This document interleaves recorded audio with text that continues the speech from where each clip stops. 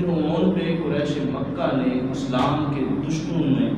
طرح طرح کی جو ہے ان کو مصیبتوں کے اندر جو ہے مبتلا کر دیا۔ حضرت سیدنا بلال رضی اللہ تعالی عنہ آپ امیہ بن خلف کے جو ہے کیا تھے، غلام تھے۔ اس بدبخت کو جب معلوم ہوا تو وہ حضرت سیدنا بلال رضی اللہ تعالیٰ کو بہت تکلیفیں دیا کرتا۔ حضرت سیدنا بلال کو گرم ریت پہ لٹا کر آپ کے سینے کے اوپر بھاری پتھر رکھ دیتا، اور آپ کو جو ہے حضرت سیدنا بلال کو قریش کے اوباشوں کے ہاتھوں دے دینا، اور وہ آلے کے اندر رسی ڈال کر گلیوں میں گھماتے تھے،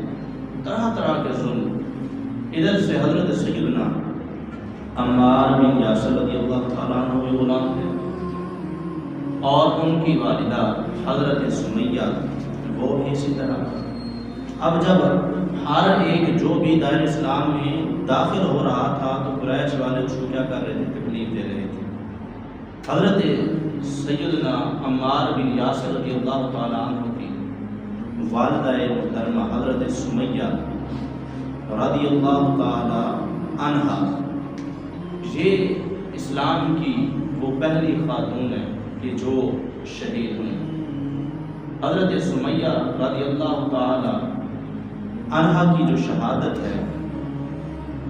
اس کا واقعہ کچھ اس طرح سے ہے کہ ابو جہل بدبخت نیزہ لے کر جو ہے حضرت سیدنا عمار بن یاسر کی والدہ کے پاس آتا ہے کہ جب حضرت سیدنا عمار بن یاسر کو جو ہے وہ تکلیفیں دی جا رہی تھی، تو جا کے بتاتا ہے کہ تیرے بیٹے کو تکلیف دی جا رہی ہے،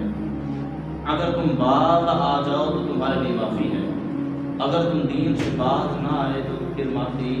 نہیں ہے۔ تو حضرت سیدنا عمار بن یاسر رضی اللہ تعالی عنہ کی والدہ نے جو ہے آپ نے فرمایا کہ یہ جان تو جا سکتی ہے